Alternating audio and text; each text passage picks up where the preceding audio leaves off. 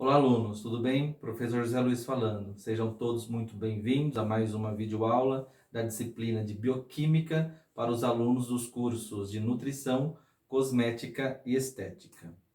Lembrem-se de complementar esta videoaula com material no formato em PDF que eu disponibilizei para vocês lá no portal do aluno. Outra coisa, eventuais dúvidas podem me procurar através do WhatsApp durante o horário das nossas aulas ou até mesmo fora deste horário. E o outro recado diz respeito aí à avaliação 1. Em virtude do isolamento social, a P1 será substituída pela média das atividades realizadas até o dia 30/4. No caso aí das nossas disciplinas, a P1 vai ser a média de todas as atividades que vocês realizaram e irão realizar até esta data, certo? Muito bem, gente. Próximo enfoque aí da bioquímica vai ser o metabolismo. E na videoaula de hoje nós vamos começar a introduzir essa temática, tá? Eu coloquei aqui alguns objetivos de aprendizagem. Então é esperado que ao final desta videoaula ou da leitura do material, vocês possam aí definir o termo metabolismo, que vocês possam compreender os hormônios relacionados com o catabolismo e o anabolismo, e que vocês possam, né, saber aí o valor energético dos alimentos e também aí compreender aí o termo relacionado ao balanço energético, tá? Muito bem, gente. Então, nesta videoaula, eu dividi o assunto aí na parte A e na parte B, e hoje nós vamos ter uma visão geral aí do metabolismo. E eu gosto de começar esse assunto fazendo uma analogia. Presta atenção. Então, máquinas e automóveis necessitam de combustíveis para funcionar. De maneira análoga, o nosso corpo também. A fonte de energia de máquinas e automóveis vem do petróleo e seus derivados, enquanto que a nossa fonte de energia vem dos alimentos, tá? Então, através da ingestão dos alimentos, principalmente carboidratos, lipídios e proteínas, nós obtemos energia. E a energia vinda destes alimentos, ela está sob a forma de uma molécula chamada ATP, adenosina trifosfato. Então, o ATP é uma forma de energia útil que pode ser utilizada aí para as células em suas mais diversas funções. Certos? Muito bem, gente. Então, o que significa metabolismo? Então, metabolismo refere-se às reações químicas que ocorrem aí dentro do nosso corpo, né? Dentro das células. E o termo metabolismo, obviamente, está relacionado aí com a ingestão de alimentos. Estes alimentos, eles são oxidados, né? E quando isso ocorre, nós temos aí a produção de energia. E essa energia vinda dos alimentos, obviamente, ela vai ser utilizada aí para várias funções no corpo, como por exemplo, a própria síntese de novas moléculas. E o termo, né, metabolismo, ele vai ser bastante estudado aí pela bioquímica. Eu coloquei essa figura no material de vocês, e aqui dá para a gente ver o significado, né, do metabolismo. Então, o metabolismo ele pode ser dividido em duas partes: catabolismo e anabolismo. Repare que na figura o termo anabolismo está relacionado aí com o ganho, né, de massa muscular, né, refere-se à síntese de moléculas. E o termo catabolismo está relacionado aí com a degradação aí, de moléculas, né, por exemplo. Tá? Então, no anabolismo, você tem um ganho de massa, e no catabolismo, você tem uma degradação, uma perda de massa, massa muscular, é, a própria gordura, tá? Então, vamos começar aí com a definição do termo catabolismo. Então, catabolismo são reações químicas destrutivas, ou seja, há uma quebra de substâncias complexas em substâncias mais simples, tá? E essas substâncias mais simples, elas vão ser utilizadas pelas células para a produção de energia. Então nós temos essas substâncias complexas no corpo, como por exemplo o glicogênio. Glicogênio é uma forma em que o corpo tem de armazenar a glicose. Então, quando o glicogênio é degradado durante o catabolismo, ocorre a liberação de glicose. Lipídios, né, os triglicerídeos, que ficam armazenados onde? No tecido adiposo. Durante o catabolismo, eles são degradados e são gerados o quê? Os ácidos graxos. O mesmo vale para as proteínas teciduais, as proteínas corporais, que quando sofrem aí o catabolismo, elas são destruídas, gerando os aminoácidos. Então, glicose, ácidos graxos e aminoácidos são moléculas simples que podem ser utilizadas pelas células para obtenção de energia, tá? Na verdade, essas moléculas, nós vamos ver na próxima videoaula, essas moléculas simples serão oxidadas. E durante essa oxidação, durante esse metabolismo, vai ocorrer a produção de energia, que na bioquímica, essa energia tem um nome, que é o ATP.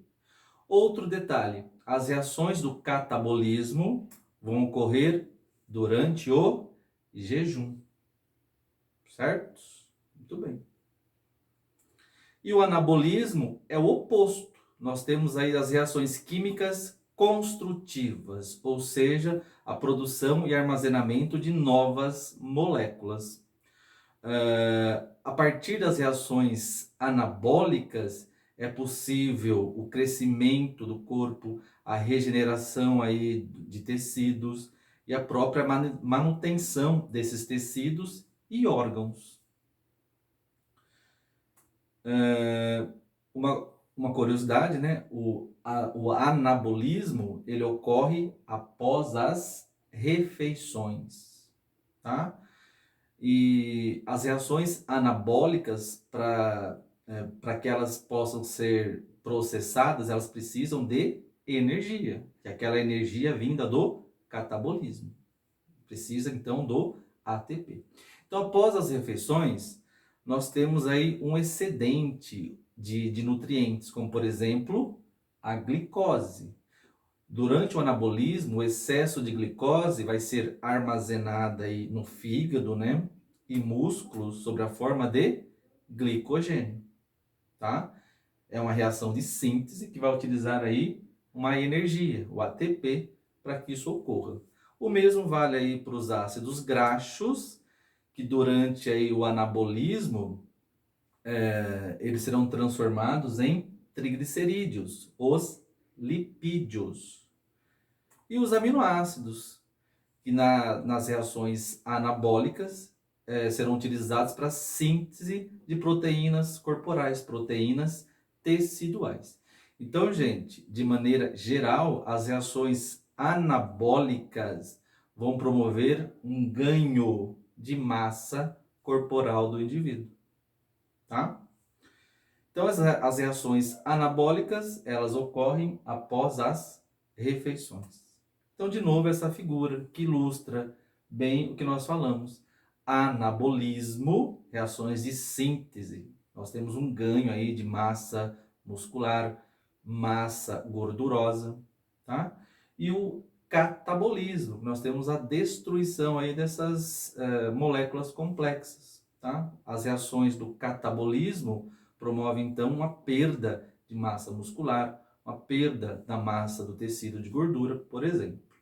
Certos? Que mais? Obviamente, o metabolismo ele vai ser controlado por hormônios. Quem são esses hormônios? Principalmente os hormônios do pâncreas, tá? Quem são esses hormônios? Nós temos aí a insulina e o glucagon. Então, o pâncreas secreta esses dois hormônios em situações distintas, situações diferentes. A insulina, ela vai ser secretada pelo pâncreas após as refeições. E a insulina é um hormônio anabólico, tá? Diferentemente do glucagon, que vai ser também secretado pelo pâncreas, mas durante o jejum.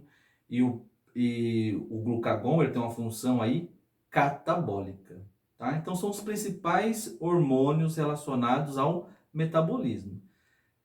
Existem só esses dois hormônios? Não, nós temos outros hormônios que serão secretados em outras situações, como por exemplo a adrenalina e noradrenalina, também chamada de epinefrina ou norepinefrina.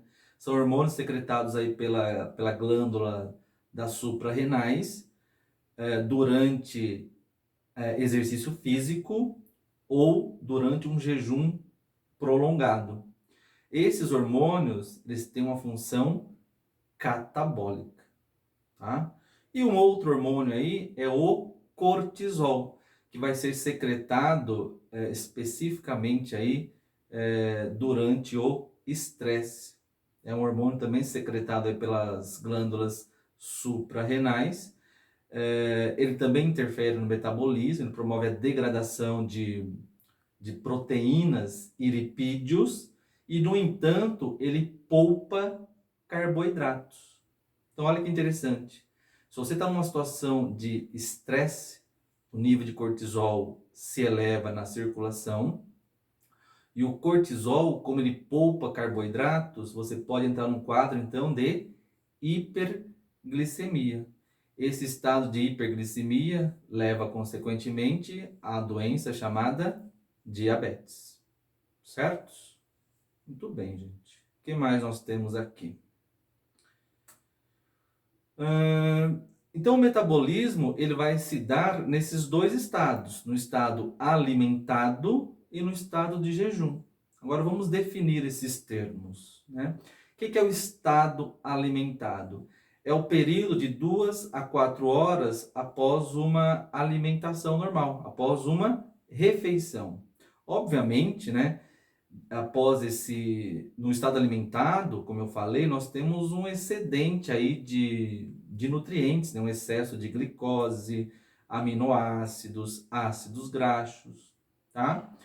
E sob o efeito do hormônio insulina, essas moléculas serão utilizadas para as reações anabólicas, né? Para síntese de glicogênio, síntese de lipídios, síntese de proteínas musculares, teciduais, tá?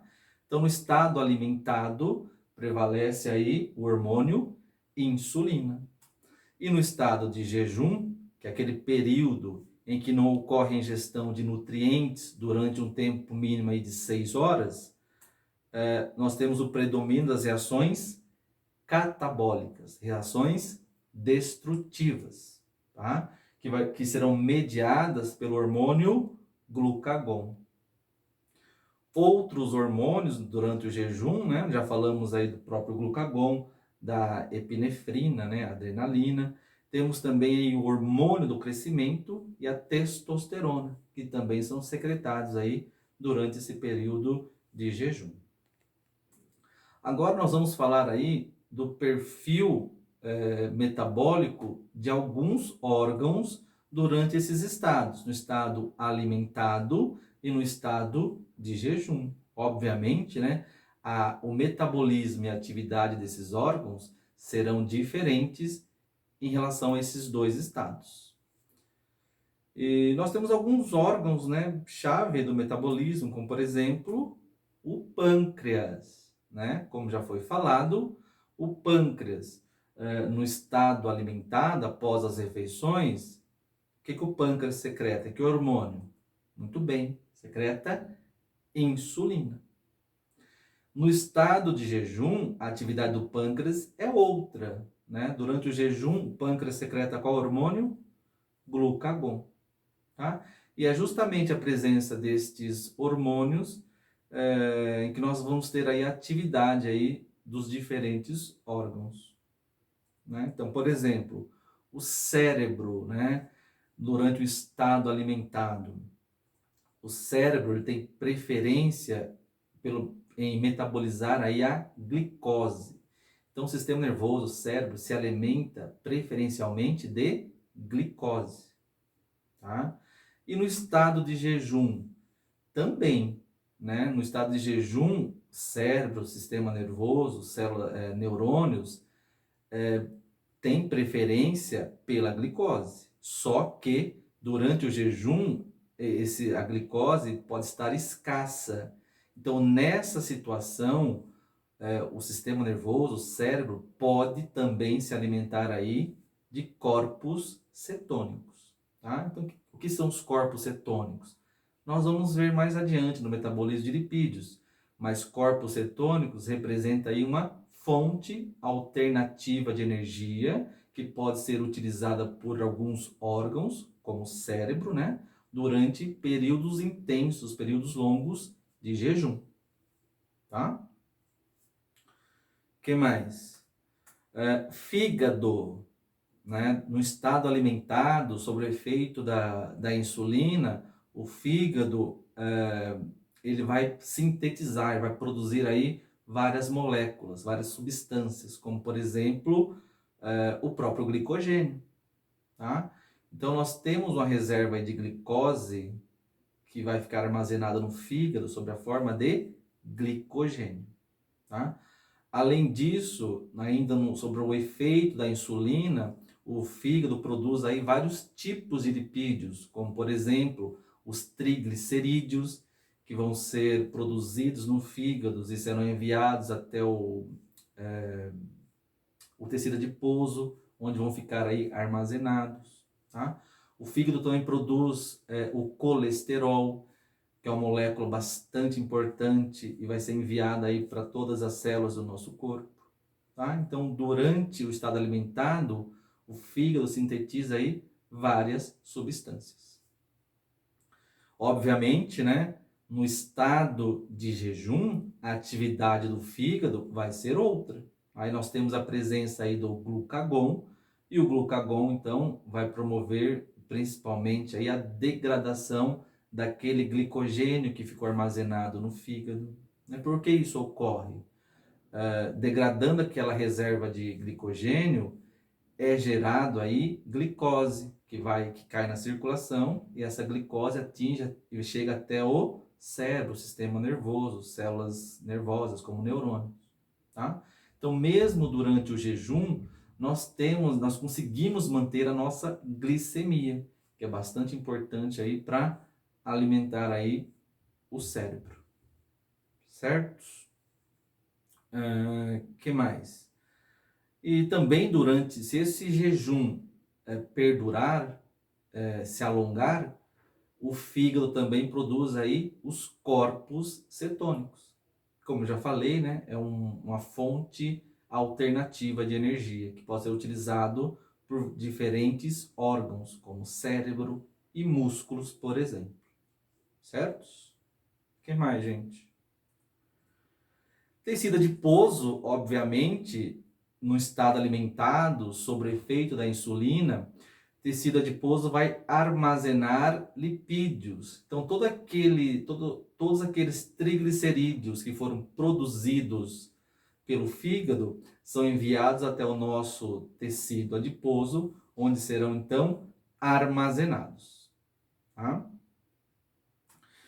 E no jejum nós temos o oposto, sob efeito do glucagon. O glucagon então promove uma degradação, uma quebra de de todos aqueles triglicerídeos que estavam armazenados no tecido adiposo, tá?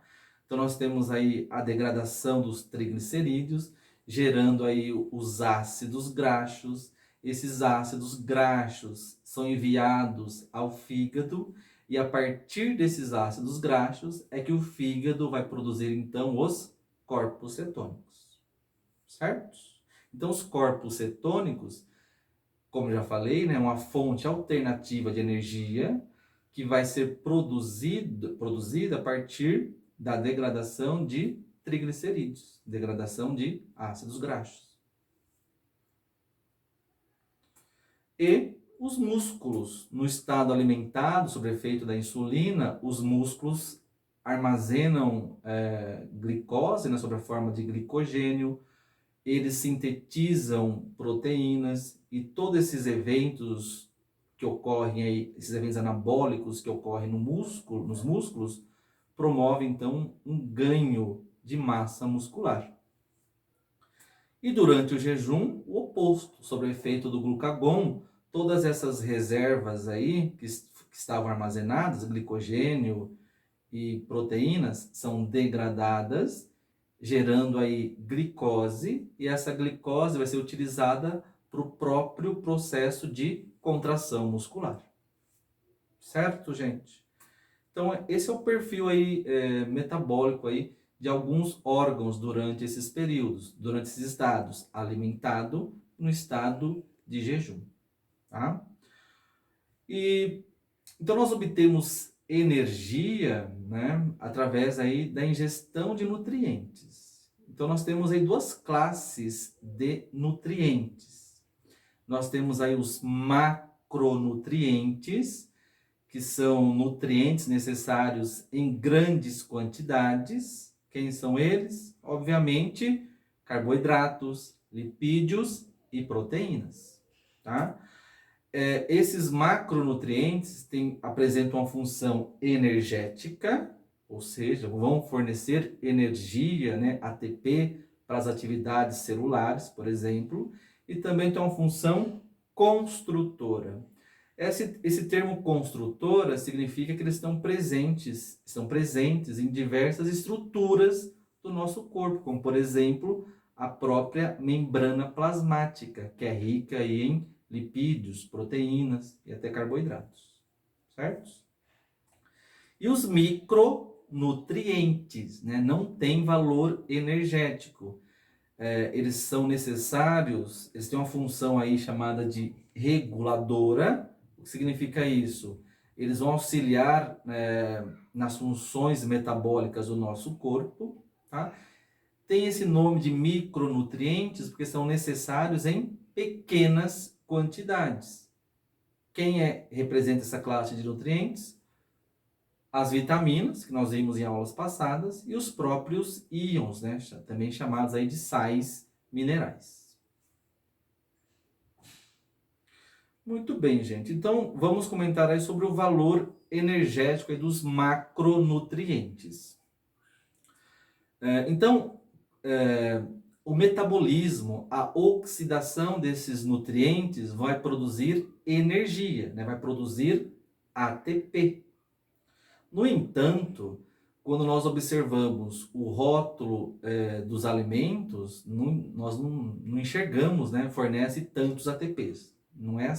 O ATP não é a unidade de energia utilizada para quantificar a energia vinda dos alimentos. Tá? Para esse caso, utiliza-se a calorias ou joule. Aqui no hemisfério sul, né, é bastante utilizado aí calorias. Então, a unidade para expressar, para quantificar aí a energia vinda dos alimentos é a calorias.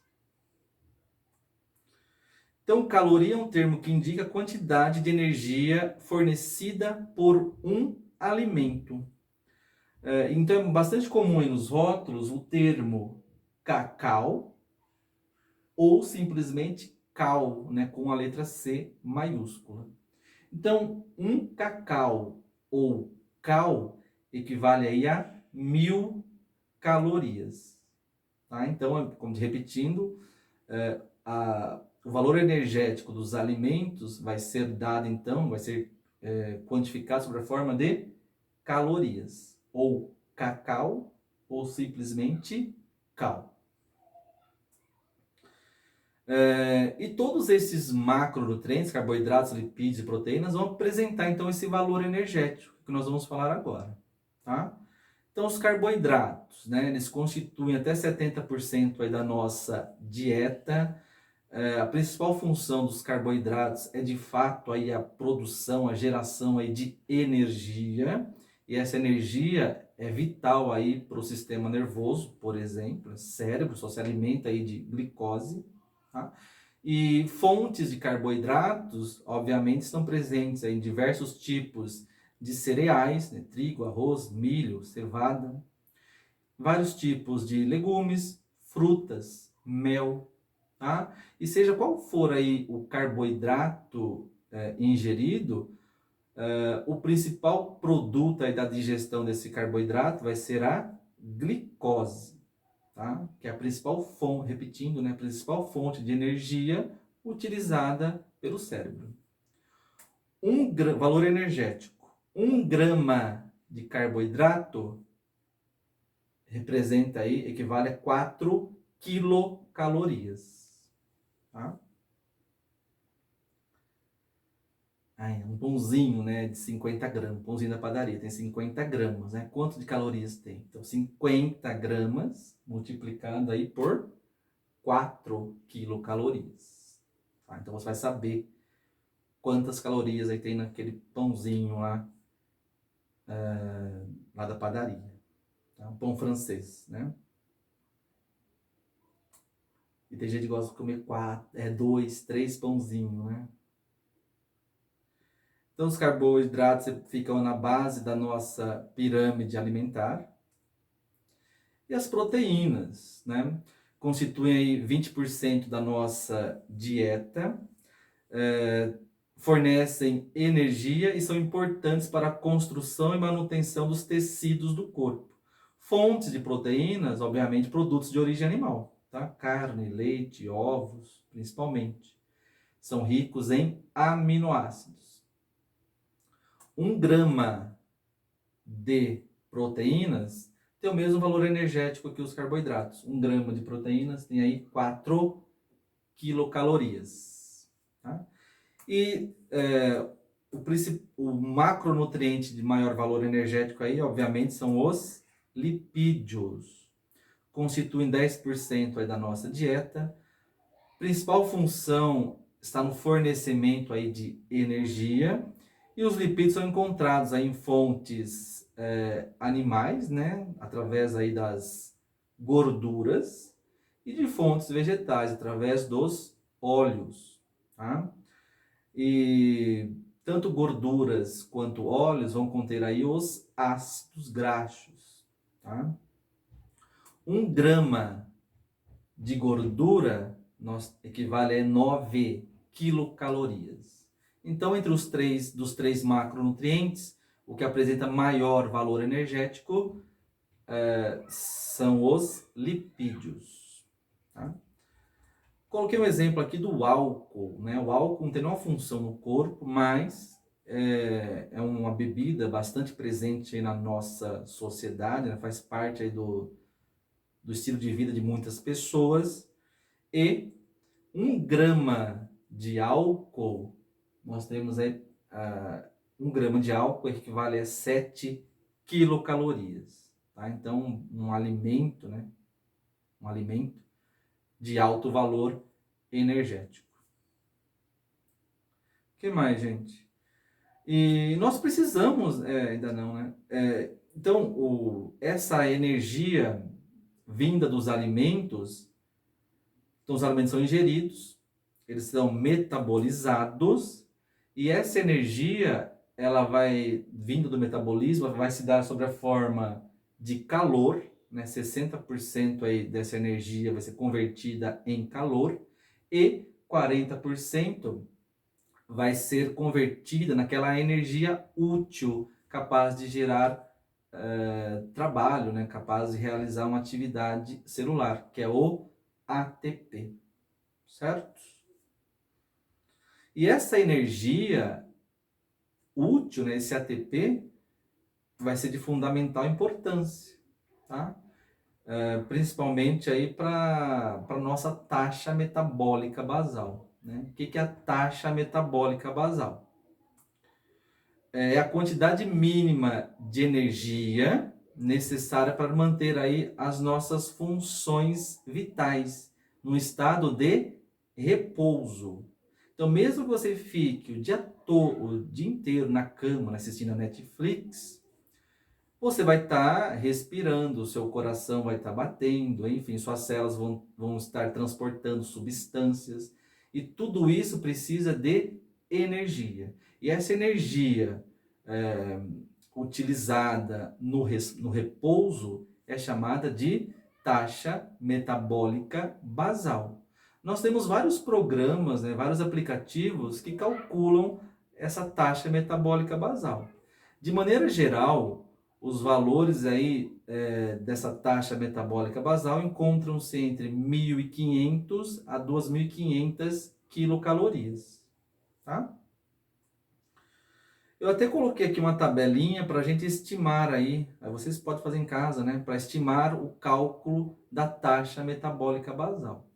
Então, como eu falei, são vários programas, aplicativos, e eles levam em conta a idade da pessoa, a massa, né, o peso e o sexo das pessoas.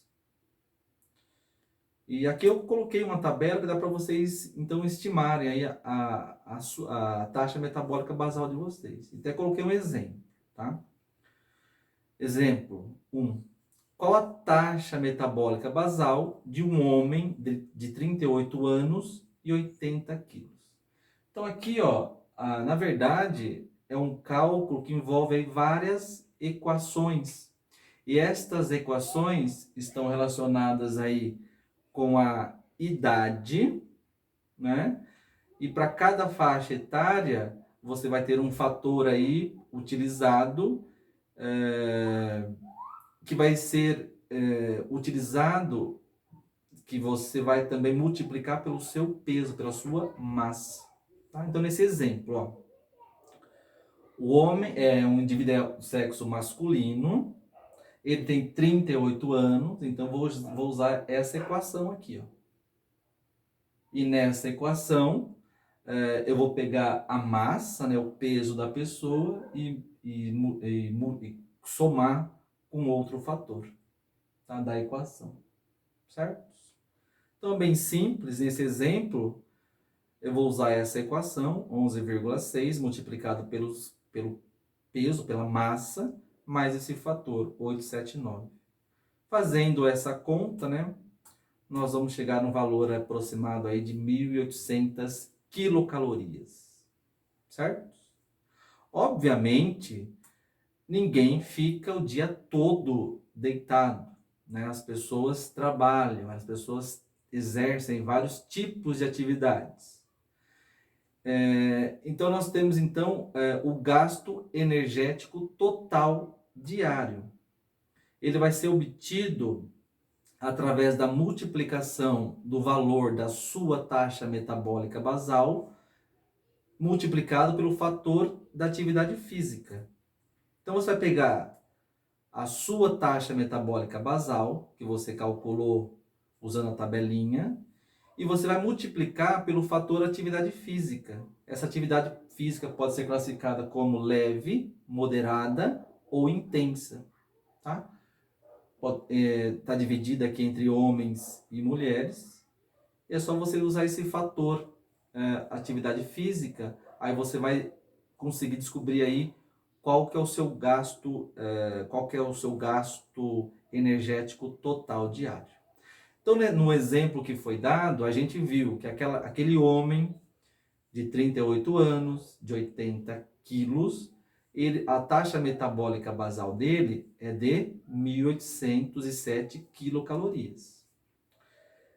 No exemplo 2, eu quero saber qual é o gasto energético total diário dessa pessoa. E ele fala que a sua prática de atividade física é classificada como leve. Então é só olhar aqui a tabela e ver o fator aí que eu vou utilizar. No caso, atividade leve, sexo masculino, 1,55. Tá? Então, só pegar o valor da taxa metabólica basal, multiplicar pelo fator atividade física e vou chegar num valor próximo aí a 2.800 quilocalorias. Como eu falei, tem vários programas, vários aplicativos, de modo que o gasto energético total diário de uma pessoa está entre 2.500 até 3.500, 4.000 quilocalorias por dia, certo? Obviamente isso vai depender de quão corrida, né, é a vida dessa pessoa. O que mais, gente? E o balanço energético, como essa figura mostra, o balanço energético vai descrever a relação entre calorias consumidas e as calorias gastas pelo corpo, tá? E o resultado do balanço energético pode ser equilibrado, negativo ou positivo, tá? Então, se as calorias consumidas forem iguais às calorias gastas, nós temos aí um balanço energético classificado como equilibrado. Balanço energético equilibrado faz com que a pessoa tenha uma manutenção da sua massa corporal, manutenção do seu peso. No entanto, se as calorias consumidas forem menores que as calorias gastas, o balanço energético é chamado de negativo. Neste caso, a pessoa tem uma perda da sua massa muscular, né? Perda de peso. E se as calorias consumidas forem maior que as calorias gastas, o balanço energético é classificado como sendo positivo. Balanço energético positivo ao longo de num tempo grande de tempo, pode causar aí um ganho de massa muscular, um ganho de peso, que pode levar aí à obesidade. Então, de maneira simplista, a obesidade pode ser vista aí como um excesso de calorias consumidas em relação a calorias gastas, tá? Isso, ao longo do tempo, faz com que o indivíduo tenha um aumento da sua massa muscular, um aumento da sua massa de tecido gorduroso. Então é isso, gente, essa primeira parte envolvendo aí o metabolismo. Agora eu gostaria que vocês se dirigissem aí ao portal do aluno e tem umas questões em atividades online. Por favor, façam, tá? Certos? Muito bem. Boa noite.